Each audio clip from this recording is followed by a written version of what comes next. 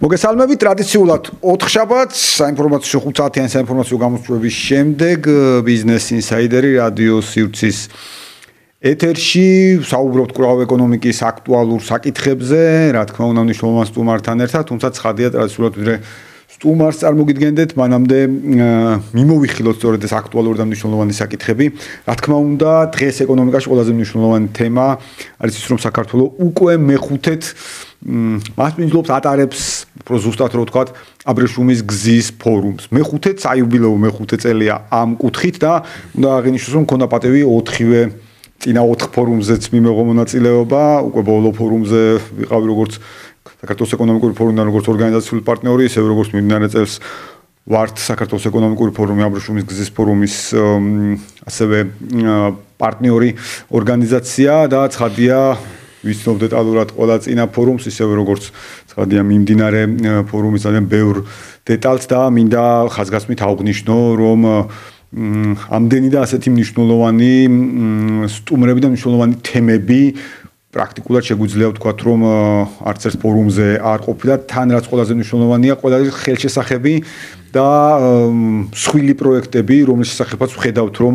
მიმდინარეობს მსჯელობა, მათ შორის მთელი დღევანდელი დღის განმავლობაში პირველ რიგში მინდა აღვნიშნო ის ძალიან საინტერესო აქცენტები, რომელიც იყო საქართველოს პრემიერ-მინისტრის მხრიდან, საქართველოს ეკონომიკის მდგრადი განვითარების მინისტრის მხრიდან, ცხადია ამ დეტალებში არ შევალთ, ვინაიდან ჩვენ მოგცემა საშუალება სწორედ ერთი კვირის შემდგომ უკვე ვრცლად, ძალიან ვრცლად მიმოვიხილოთ ფორუმის ყველა ნიუანსი, აბრეშუმის გზის ფორუმის ყველა ნიუანსი, თუმცა ის პროექტები, რომელთა განხილვაც მიმდინარეობდა დღეს და მიმდინარეობს ახლაც, ამ პერიოდში, როდესაც ჩვენ ვსაუბრობთ, შეეხება სწორედ იმ უმსხვილეს ინვესტიციას და გუშინ ვნახეთ ჩვენ MRS ასე ვთქვათ, შესაბამისი ლოკაციის გახსნას ასე ვთქვათ, უმსხვილესი ინვესტიცია 6.6 მილიარდი დოლარის ღირებულების, რომელიც განხორციელდება საქართველოში, ბევრს ეს utopia ეგონა, ბევრს ეს წარმოუდგენელი ეგონა, თუმცა ეს გუშინაც ვნახეთ, დღესაც ვხედავთ, MRS ხელმძღვანელს ვხედავთ კონკრეტულად პანელზე, სადაც ყველა დაინტერესებულ მხარეს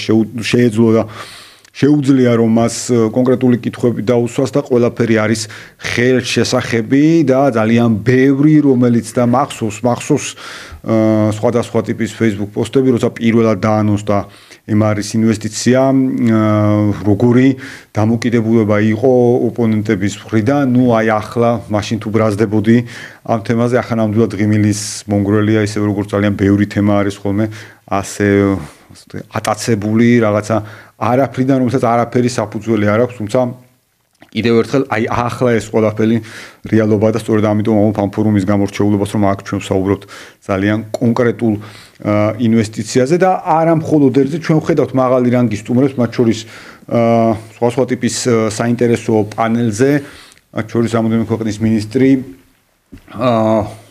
აზიის ქვეყნებიდან, აზიის მიმართულებიდან და აქ უნდა აღინიშნოს თუ რამდენჯერ გაესვა ხაზი ფორუმის მიმდინარეობის დროს შუადერეფნის მნიშვნელობა საქართველოს როგორც შუადერეფნის წამყვანი ქვეყნის მნიშვნელობას და სწორედ რა არის ძირითადი უპირატესობა, რასაც ვაკვირდებით და გამოიკვეთა ფორუმის განმავლობაში, ბუნებრივია ძალიან ბევრჯერ იყო ხაზგასმა სხვა შორის საინტერესო რომ ამის შესახებ ჯერ კიდევ გუშინ საუბრობდა იგალქილსის დამფუძნებელი რომ მნიშვნელოვანია სწორედ ის მშვიდობის პოლიტიკა, რომელიც საქართველოს აქვს, ვინაიდან ინვესტორებს უნდა ჰქონდეთ პროგნოზირება და განჭრეტადი გარემო. დიახ, ამაზეა საუბარი და ამას აესვა დღეს არაერთხელ ხაზი, რომ ის გრძელვადიანი მშვიდობა, რომელიც ქვეყანაშია უზრუნველყოფილი, სწორედ განაპირობებს ინვესტორებისადმი მზარდ ინტერესს ერთის მხრივ და მეორე მხრივ ინვესტორები ერთია და მეორე არის პარტნიორი ქვეყნები, რომელიც კიდევ ერთხელ საქართველოს ხედავენ როგორც გასასვლელს ევროპის მიმართულებით, ანუ შუადერეფანს ამ შემთხვევაში და ცხადია ჩვენი პარტნიორი ქვეყნების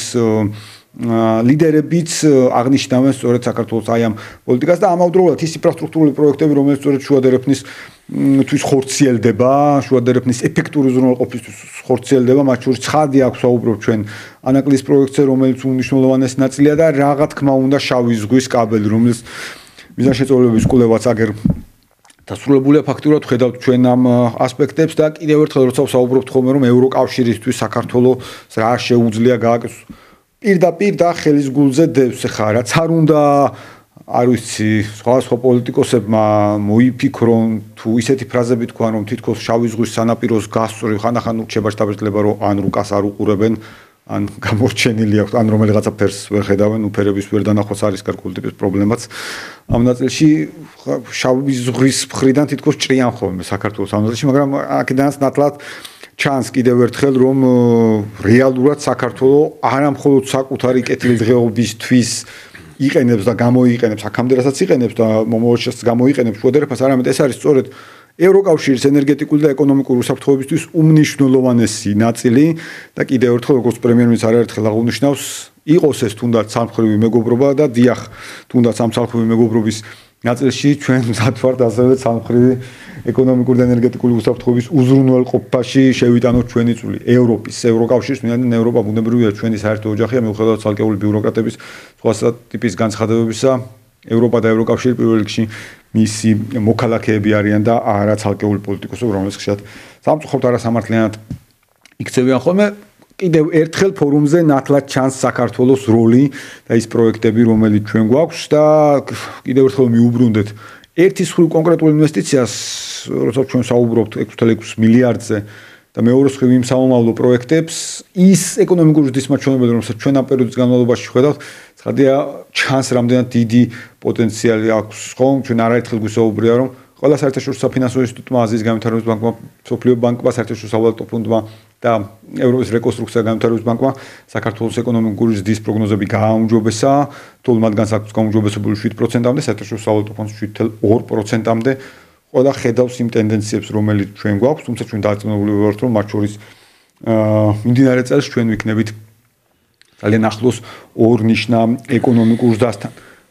რა არის ძირითადი ასევე საინვესტიციო თემა, ხომ გასაგებია დეველოპმენტის ნაწილი, მშენებლობის ნაწილი, ტრანსპორტი, ინფრასტრუქტურა, თუმცა ცალსახად, რაც ყველას მხრიდან ხაზგასმულია, ეს არის ის უდიდესი პოტენციალი, რომელიც საქართველოს გააჩნია ენერგეტიკის მიმართულებით. ხომ შავი ზღვის კაბელი ვახსენეთ, მაგრამ არა მხოლოდ შავი ზღვის კაბელი, ეს არის ერთი ნაწილი, მაგრამ ჩვენ ასევე ვნახეთ ძალიან არაერთხელ გაგვიცხოვს ხაზი ამ თემაზე პრემიერის ამბიციური რეალისტური გეგმა საქართველოს როგორც თვითქმარი ქვეყანა 2030 წლისთვის ერთ მხრივ თვითქმარი, მეორე მხრივ ექსპორტზე ორიენტირებული კიდევ ერთხელ თუნდაც ამ კაბელის ფორმატში. უკეთ ენერგეტიკა არის ის, არ ვიცი, ალბათ ერთ ვარსკვლავი საინვესტიციო სფერო საქართველოს თუ ჩვენ ჩამოვთვლით პირობითად ხუთ მნიშვნელოვან სფეროს, რა თქმა უნდა, ამ ხუთეულში წამყვან ადგილს სწორედ ენერგეტიკა იკავებს და როდესაც ენერგეტიკაზე საუბრობთ, რა თქმა უნდა, ჩემთვის პირადად მყისიერად ასოცირდება ხოლმე ბატონი დავით ნარმანია, ბატონ დავით ნარმანიას წარმოგიდგენთ, პროფესორი დავით ნარმანია, სემეკის თავმჯდომარე. ბატონ დავით, კიდევ ერთხელ მადლობა დატვირთული დღის მიუხედავად მობრძანებისათვის და ძალიან ბევრ თემას გვინდა რომ შევეხოთ ამ ნაწილში, თუმცა პირველ რიგში 3 კვარტალია გასული უკვე და ცხადია გვაინტერესებს როგორია სემეკის საქმიანობის შედეგები ამ 3 კვარტლის გარშემო. ხვალინდელ ღონისძიებასაც შევეხებით, თქვენ მნიშვნელოვანი ღონისძიება გაგვთვალთ, თუმცა თუ შეიძლება რომ დღესაც გითხრათ ასე ვთქვათ ეს ნაწილი. მოგესალმებით, მივესალმები თქვენს მსმენელებს, მაყურებლებს. ძალიან დიდი მადლობა გადაცემაში მოწვევისთვის და ენერგეტიკის სექტორის განსაკუთრებულად ხაზგასმისთვის. ეს სწორედ ის სექტორია, რომელიც პირდაპირ არის დაკავშირებული ეკონომიკურ განვითარებასთან, ისევე როგორც ეკონომიკური განვითარება ენერგეტიკის განვითარების გარეშე წარმოუდგენელია. ვინაიდან ქვეყანაში გვაქვს მაღალი ეკონომიკური ზრდა, როგორც ეს თქვენს მიერ იქნა ხაზგასმული, ეს მაღალი ეკონომიკური ზრდა ენერგიაზე მოთხოვნას ზრდის აქედან გამომდინარე მნიშვნელოვანია ენერგეტიკაში მეტი ინვესტიციის ჩადება, მეტი ენერგიის შექმნა, იმიტომ რომ საკუთარი ენერგიით საკუთარი ეკონომიკის უზრუნველყოფა ერთ-ერთი მნიშვნელოვანი საშურის საქმეა წმინდა ეკონომიკური თვალსაზრისით. თავი რო გავანებოთ სხვა მის ასე თქვათ რამდენიმე საინტერესო განზომილებას. ისევე როგორც ეკონომიკის სექტორი, ეკონომიკის განვითარება ასევე თავის მხრივ ენერგეტიკის სექტორს ანვითარებს, იმიტომ რომ ზრდის მოთხოვნას ენერგიაზე. სწორედ ამიტომაც ბოლო პერიოდი განსაკუთრებით აქტიურია ენერგეტიკის სექტორი, როგორც საინვესტიციო თვალსაზრისით, ასევე თვითონ სექტორის ევროპულ ღირებულებებზე და რეგულაციებზე გადაწყობის თვალსაზრისით, რაზეც ძალიან აქტიურად მუშაობდა ბოლო წლების განმავლობაში მარეგულირებელი კომისია. სემეკმა 50-ზე მეტი მნიშვნელოვანი აქტი და რეგულაცია მიიღო და ჩვენ პრაქტიკულად ამ ნაწილში დავასრულეთ მარეგულირებელი აქტების მიღება.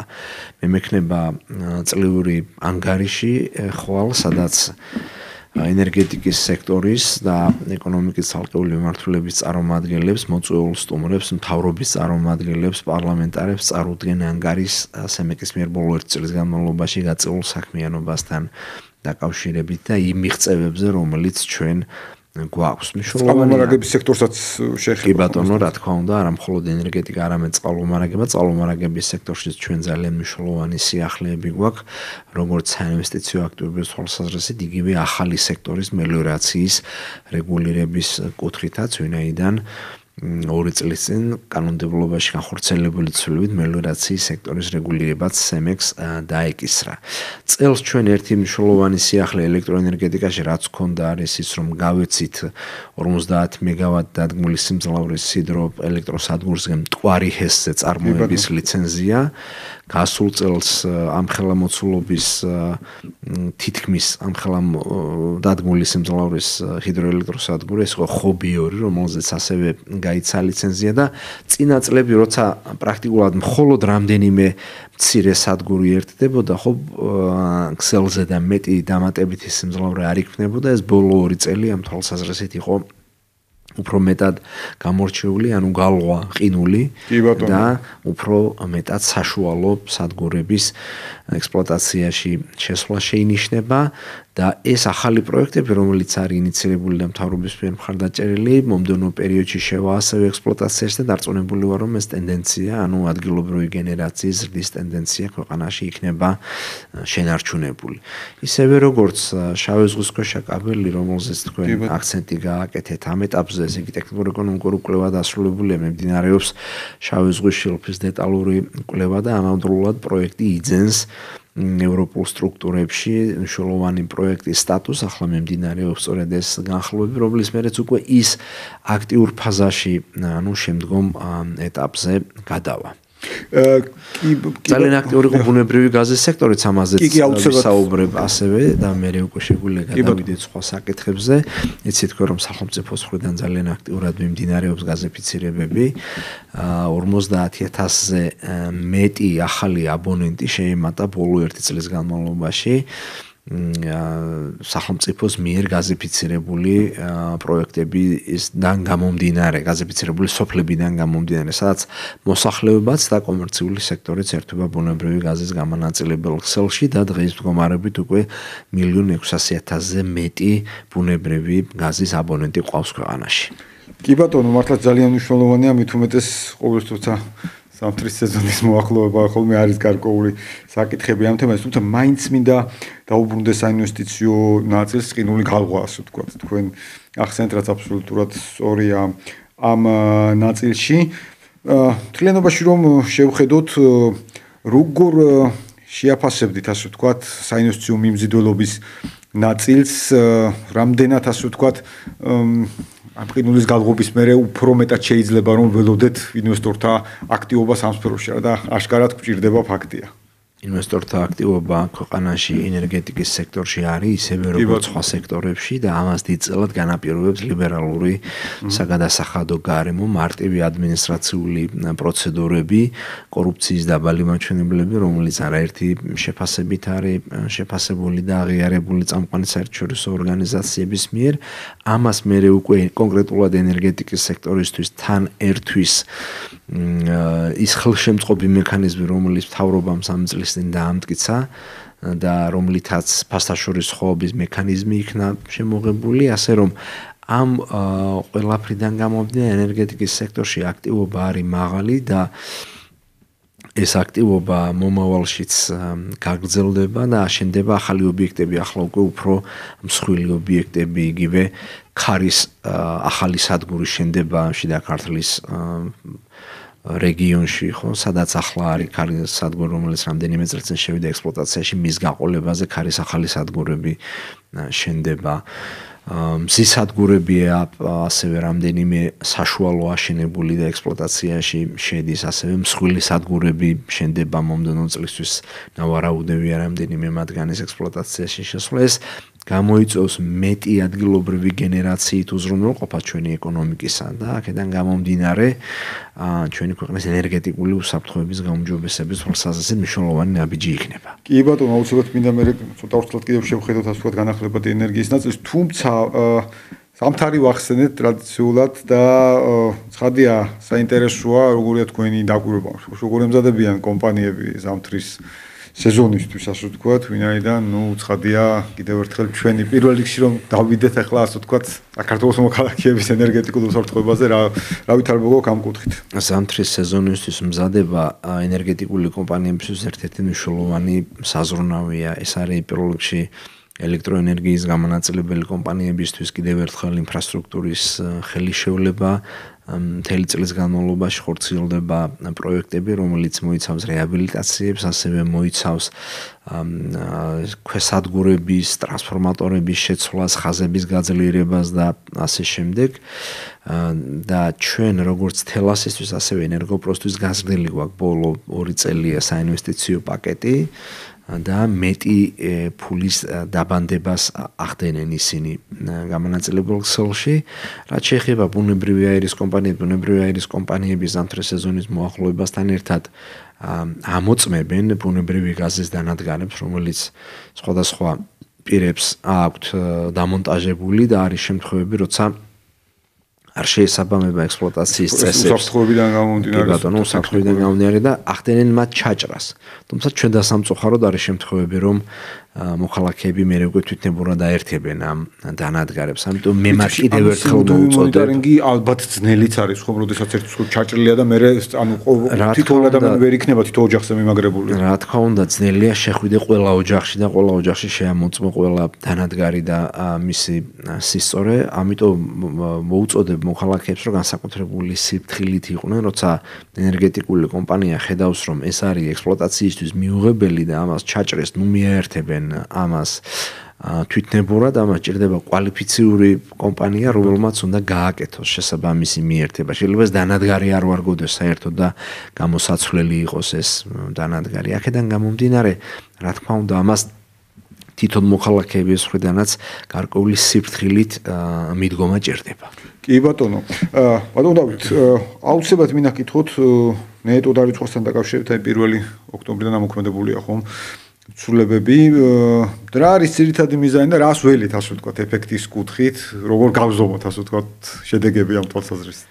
ნეტო აღრიცხვიდან ნეტო დარიცხვის სისტემაზე გადასვლა უკვე დაწყებულია. პარლამენტმა რამდენიმე თვის წინ მიიღო კანონი, რომლის მიხედვითაც CEMEX მიენიჭა აღნიშნული უფლებამოსილება, რომ დაედგინა ახალი წესი. ჩვენ ეს წესი დავადგინეთ და მიმდინარე წლის 1 ოქტომბრიდან ეს წესი უკვე ძალაში შევიდა და მიმდინარეობს ამ წესის შესაბამისად ენერგოპროს მიერ განაცხადების მიღება.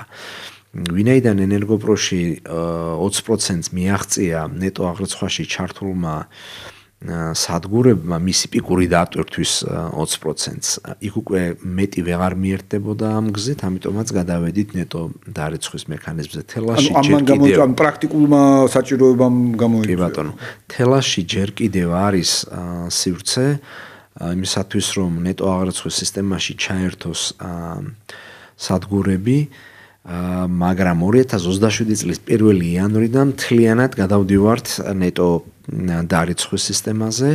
მაქსიმალური დადგმული სიმძლავრე განსაზღვრული იქნება 100 კილოვატით ერთ აბონენტზე და ნეტო დარიცხვის შემთხვევაში არ იქნება ქსელური გატარების საფასური შეღავათი, რაც ნეტო აღრიცხვის შემთხვევაში იყო. ნეტო აღრიცხვის შემთხვევაში იგივე თქვათ ქსელური გატარების საფასურისგან განთავისუფლებაც ისევე როგორც 100-დან 500 კილოვატამდე დადგმული სიმძლავრის გაზრდა ჩვენ გავაკეთეთ იმისათვის, რომ ამ სექტორის სტიმულირება მოგვეხდინა და მეტი მწვანე ენერგია გაჩენილიყო ქვეყანაში, შექმნილიყო ქვეყანაში და ჩვენ ვხედავთ ძალიან ბევრი სახლის სახურავზე თუ ეზოში მზის პანელებს, ისევე როგორც წარმოებების ეზოებში, სახურავებზე ვხედავთ მზის პანელებს, სხვადასხვა ტერიტორიებზე განთავსებულ მზის პანელებს ვხედავთ, შესაბამისად ეს არის სწორედ ჩვენს მიერ მიღებული ამ წამახალისებელი მექანიზმის შედეგი. ახლა უკვე დროა და ბევრი ესე თქვათ უფრო საშუალო და მძლავრი ინდუსტრიული ტიპის მზის სადგურის პროექტები ჩაეშვება ექსპლუატაციაში, ეს არის ძალიან მნიშვნელოვანი და ნეტო დარიცხვის სისტემა იქნება ჩვეულებრივ მოქალაქეებისთვის, რომლებიც ისევე როგორც მცირე ტიპის კომერციული სექტორისთვის, ვინც მოიხმარს გარკვეულ ენერგიას და ჭარბი ენერგია მას შეიძლება რომ გაყიდოს ქსელში. ნეტო დარიცხვა, ნეტო აღრიცხვისგან განსხვავებით ითვალისწინებს იმას, რომ ანგარიშწორება მოხდება ყოველთვიურად. მაშინ როცა ნეტო აღრიცხვის შემთხვევაში იყო წელიწადში ერთხელ ანგარიშწორება. კი ბატონო, აი თქვენ ახსენეთ ზუსტად ეს ნაწილი, რომ ქალაქების სახლების სახურავებზე თუ ეზოებში ვხედავთ, ასე ვთქვათ, უკვე მზის პანელების განთავსებულია მზის პანელები, ასევე რამდენადაც ვიცით, აქ უფრო ხელმისაწვდომიც არის ახლა ვიდრე დასაწყის პერიოდში იყო ეს ნაწილი, რამაც ეს პრაქტიკული თემაც დააყენა დღის წესრიგის, რაც ენერგოპროზე აღნიშნეთ, ნეტო დარიცხვის ნაწილი.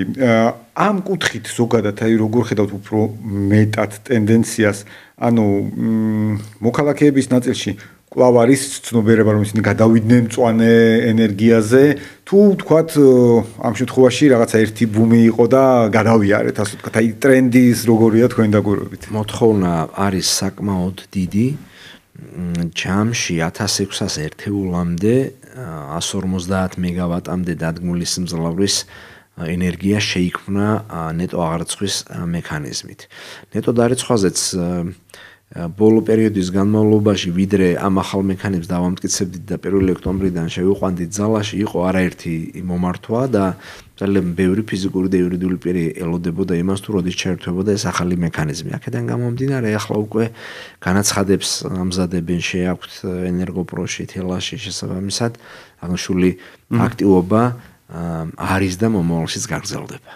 კი ბატონო, ეს აი შედარება რო გავაკეთე ხა ალბათ შეიძლება ამას ლოკაციური ნაწილიც განსაზღვრავს ხელმისაწვდომობის ნაწილში, მაგრამ რეგიონებში უფრო არის აქტივობა თუ თუნდაც თბილისის გარშემო, ვთქვათ, იმ დასახლებებში, რომლებიც იძლევა მეტ საშუალებას, ვთქვათ, თუნდაც მზის პანელების განთავსების. ანუ აი სუფთა მინდა ამ კუთხით კითხოთ, აი ცნობიერების კუთხით საქართველოს მასშტაბით როგორ იფარება ეს ნაწილი. ყველა რეგიონში არის აქტივობა. ვერ ვიტყვით, რომ რომელიღაცა რეგიონი გამორჩეულია. ვინაიდან რეგიონებში მიწა შედარებით იაფი იყო, აქედან გამომდინარე რეგიონებში ძალიან დიდი აქტივობა იყო, განსაკუთრებით 2023-2024 წლები და 2025 წლის 28 თებერვლის ჩათვლით, ვინაიდან სწორედ ამ პერიოდამდე იყო ეს, ასე თქვათ, თავისუფალი სივრცე მიერთებისთვის. დედაქალაქის აქტივობა მაღალია, თუმცა დედაქალაქში მაინც შედარებით უფრო მცირე დადგმული სიმძლავრის მზის პანელები იკეთება, იმიტომ რომ ტერიტორია ძვირია. დედაქალაქში ანუ მიწის ფასი არის ძვირი, შესაბამისად აქ 500-იანების დაყენება შედარებით ნაკლებად ხდება, მაშინ როცა რეგიონებში ძალიან ინტენსიურად მიმდინარეობდა 500 კილოვატიანი დადგმული სიმძლავრის მზის პანელების მონტაჟი. აი რაც ძალიან მნიშვნელოვანი ნაწილია, რომ მართლაც ცნობიერების კუთხით მართლაც მთელი საქართველოს მასშტაბით თანაბრად გავრცელდა, რასაც თქვენ აღნიშნავთ, რომ ყველა რეგიონი ამ კუთხით იყო აქტიური. აი როდესაც ამ საკითხებზე ვსაუბრობთ, ხომ ესეც მოქალაქეების ცნობიერებაა, რომ დაზოგოს, ანუ სტიმულირება გარკვეულად დაზოგვისკენ, ნაკლები გადაიხადოს, შექმნას საკუთარი, ხომ და ამასობაში ვისაუბრეთ ჩვენ გარკვეულწილად ინვესტიციებზე, ესეც ალბათ მოსახლეობის საოჯახო მეურნეობის ინვესტიცია გარკვეულწილად შეიძლება ასე ითქვას. ერთი მნიშვნელოვანი თემა, რომელსაც აი ახლა მინდა შევეხოთ, აი ძალიან ბევრს აინტერესებს ხოლმე ერთ საომავლო გეგმებზეც შეგვიძლია ვისაუბროთ, მაგრამ პირველ რიგში ახლა სად ვართ აი ელექტროენერგიის, ასე ვთქვათ, თვითკმარობის მიმართულებით, აი დაახლოებით სურათს რომ შევხვდეთ, რაც მაყურებლებისთვის უფრო და მსმენელებისთვის უფრო ეს მარტივად გასაგები რო იყოს, ვთქვათ, აი რა პერიოდში ვართ უფრო მზად, რა პერიოდში გვიჭირს და აი სად არის ის ნაწილი, რომელიც შეიძლება დაბალანსდეს გარკვეული პერიოდის შემდგომ. წელიწადის 12 თვიდან ჩვენ სრულად უზრუნველყოფილი ვართ დაახლოებით 4 თვე, ხოლო 8 თვე ჩვენი საკუთარი გენერაცია უფრო მცირეა ვიდრე ენერგიაზე მოთხოვნა. აქედან გამომდინარე გვიწევს რომ ან შემოვიტანოთ ბუნებრივი აირი და თბოსადგურებზე მოხდეს ელექტროენერგიის წარმოება, ან პირდაპირ გვიწევს ელექტროენერგიის იმპორტი. სწორედ ამიტომაც არის მნიშვნელოვანი მეტი გენერაციის ობიექტის, მეტი მწვანე ენერგიის შექმნა ქვეყანაში იმისათვის, რომ გავხდეთ თვითკმარი. ჩვენ გვაქვს საკმარისი ენერგია მაისი, ივნისი, ივლისი, ზაფხულის პერიოდში, გაზაფხულის ბოლო, ზაფხულის პერიოდში, როცა უხვი ნალექებია და პლუს თოვლის დნობა მაღალ მთაში, საიდან გამომდინარეც ენგურჰესი და სხვა მარეგულირებელი სადგურები იგროვებენ წყალს და გამოიმუშავებენ ელექტროენერგიას. ამ პერიოდის განმავლობაში ჭარბი ენერგიაც ჩდება ქვეყანაში, ანუ ენერგია, რომელიც შეგვიძლია გავყიდოთ მეზობელ ქვეყნებში, სწორედ ამიტომაც ტრადიციულად ჭარბი ენერგიის ექსპორტი ხდება თურქეთში, ხდება მისი ექსპორტი სომხეთში ასევე და წელსაც განხორციელდა გარკვეული მოცულობით ენერგიის ექსპორტი. თურქეთი კვლავ რჩება ამ შემთხვევაში საკუთარი წარმოება, ასე ვთქვათ, კვლავ არ არის თურქეთისთვის საკმარისი ამ კუთხით, ვიღარ კუთხით შეინიშნება, რაცაც ვკითხულობ. თურქეთის ეკონომიკა არის ასევე მზარდი ეკონომიკა, ინდუსტრია საკუთრებით აქტიურად იზრდება და ფართოვდება. აქედან გამომდინარე მიუხედავად იმისა, რომ თურქეთში ძალიან სწრაფი ტემპით მიმდინარეობს განახლებადი ენერგიის წყაროების მშენებლობა, მაინც არასაკმარისია მათთვის საკუთარი წარმოებული ენერგია, ამიტომაც ისინი ასევე გარკვეული პერიოდის განმავლობაში იმპორტზე დამოკიდებულები არიან. კი ბატონო, იმედი გვაქვს, რომ თქვა ამ კუთხით ხა თქვენ დასაწყისშივე აღნიშნეთ, რომ ეკონომიკური ზრდაც მოითხოვს ყველაფერს რომ თავი გავანებოთ ელექტროენერგიის მოხმარება და თუ და იმედი გვაქვს, არც გვინდა რომ თუ ვიხმაროთ ამ ნაწილში რომ მაღალი ეკონომიკური ზრდა გაგრძელდება და ყველა რეალობა, ყველა კონკრეტული ფაქტი ამისკენ მიდის, ბუნებრივია ჩვენი მოხმარება ამ კუთხით დინამიკაში გვექნება კიდევ ერთხელ რატომ არის საინვესტიციო ამ ნაწილში საქართველოს და კიდევ ერთხელ მიუბრუნდეთ ამ 20-30 წლის მიზანს თვითგმარობის ნაწილში, ისევე როგორც კვლავ კაბელის თემა. შევძლებთ, გვაქვს ამის პოტენციალი რომ თვითგმარიც ვიყოთ და ვიფიქროთ მეტ საექსპორტო პოტენციალზე ამ თვალსაზრისით თუნდაც ჰიდრორესურსების კიდევ უფრო სრულყოფილად ამოქმედების ნაწილში.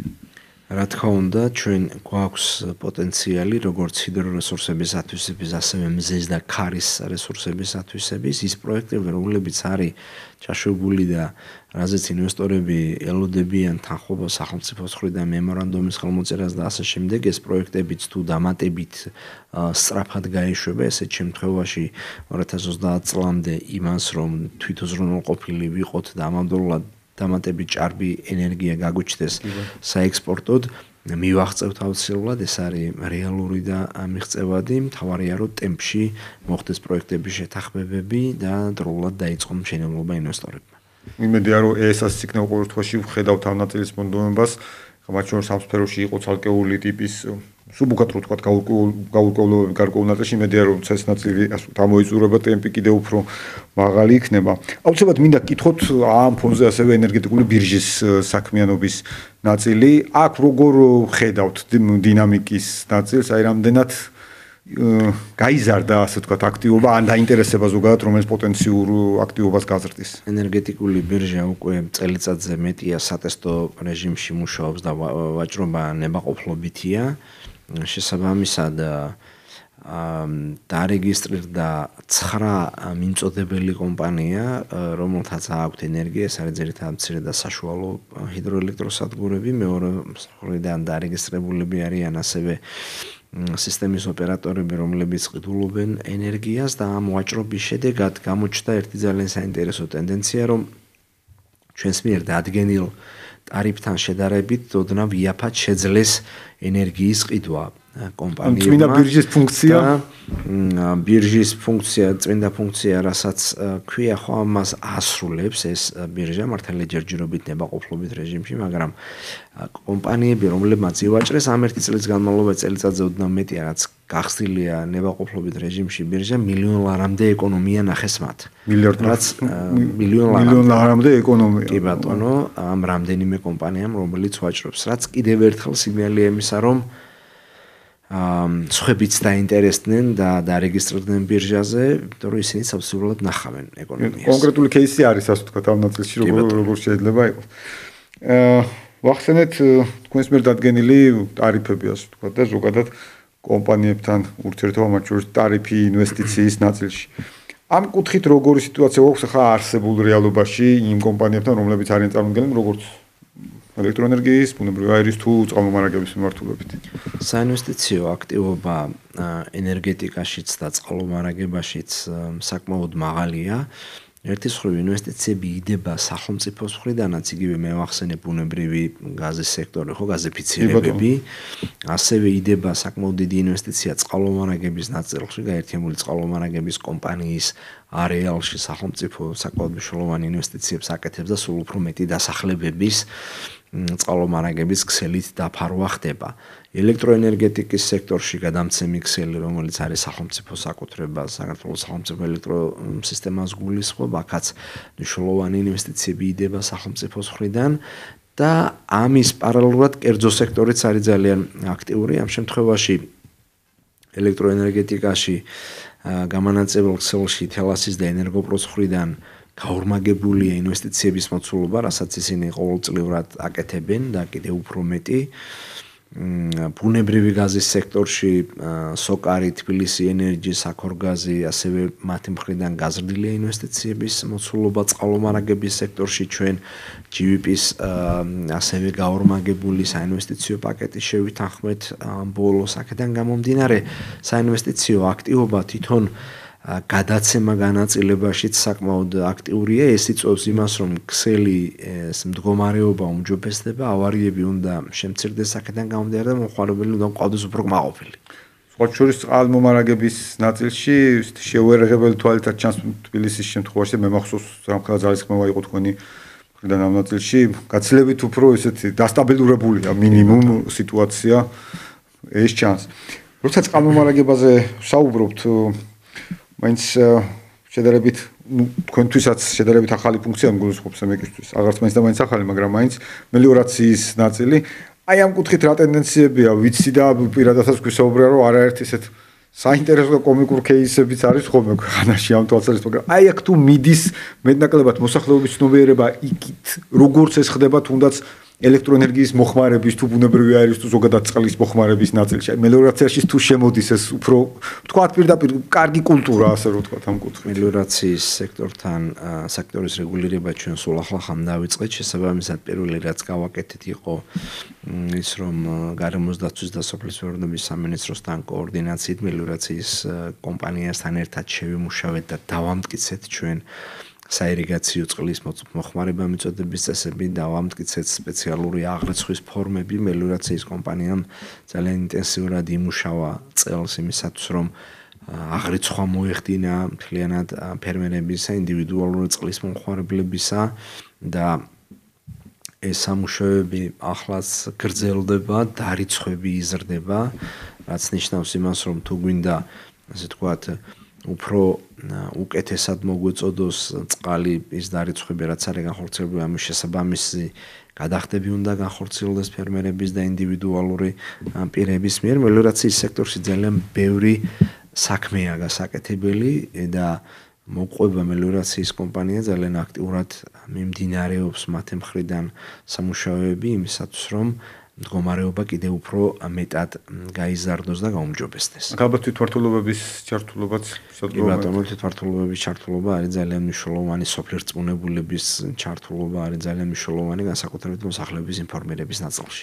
ძალიან ფართო ქსელია და მართლაც სხვადასხვანაირად სუბუქად რო ვთქვა რიგ შემთხვევაში უყაირად ხარჯვას ქონდა ადგილი გვინახავს. კი ბატონო, აი მიღორით მორწყვის შემთხვევები იყო პარაერთი, როცა ცალკეული ფერმერები სარგებლობდნენ, წყავდნენ თავის ფართობს და სხვასთან არ მიდიოდა წყალი, იმიტომ რომ არ იყო საკმარისი არხში. ხო, აბსოლუტურად ეს თემები არის.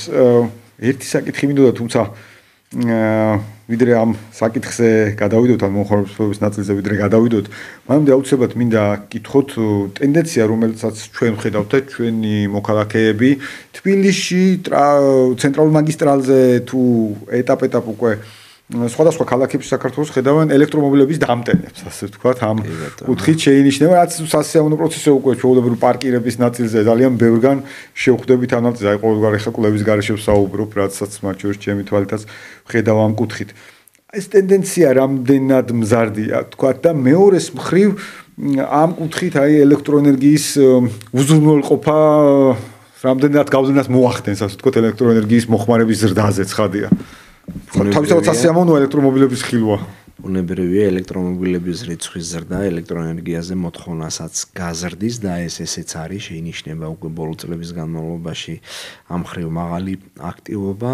ბევრგან დამონტაჟებულია უკვე ელექტრომობილების დამტენი მოწყობილობები, ახლაც არის რამდენიმე ათეული ახალი პროექტი, რომელიც თბილისში უნდა განხორციელდეს, ქონდა ჩვენთანაც სამუშაო შეხვედრა კომისიის ხომაზეც განხილვა.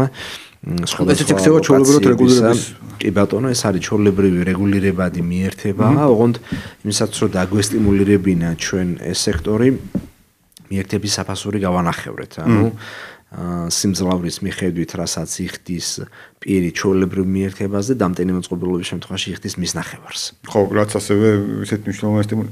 და ზოგადად ამ კუთხით მე ვფიქრობ და სხვათა შორის გლობალური საავტომობილო ბაზრის ტენდენციებსაც რომ ვეცნობოდით, სულ უფრო აქტიურია ეს თემა და თავიდან იყო ტენდენცია თითქოს მხოლოდ აი შედარებით მცირე ზომის ავტომობილებზე იყო ეს ყველაფერი, დღეს ხედავთ რომ საკმაოდ მაღალი კლასის მანქანები, დიდი გაბარიტების მქონე მანქანებზე უკვე ეს კი ბატონო, ეს სადისტრიბუციო მანქანებსაც ხვდებით უკვე ჩვენს ბაზარზე, რომლებიც არიან სრულად ელექტრომობილები. კი ბატონო, ძალიან სასიამოვნო ფაქტია ეს ცალსახად და ბოლოს აუცილებლად მინდა გკითხოთ მომხმარებლის უფლებების დაცვის ნაწილი, რაც ყოველთვის ყველაზე მეტად გვაინტერესებს. ტენდენცია საჩივრების, თქვენი დაკვირვება, დინამიკა და ხა საჩივრებსაც ორი მხარე აქვს ხოლმე, ერთი როცა მოქალაქეები უკვე გაცნობიერებულები არიან და მოგვართავენ და მეორე მხრივ ხა კომპანიებს ალბათ უფრო მეტად ფრთხილობენ ხოლმე, რომ აქტიური მოქალაქე გასული წლის განმავლობაში დაახლოებით მოქალაქეთა 3000 განცხადება საჩივარი მივიღეთ და ვარეგისტრირეთ და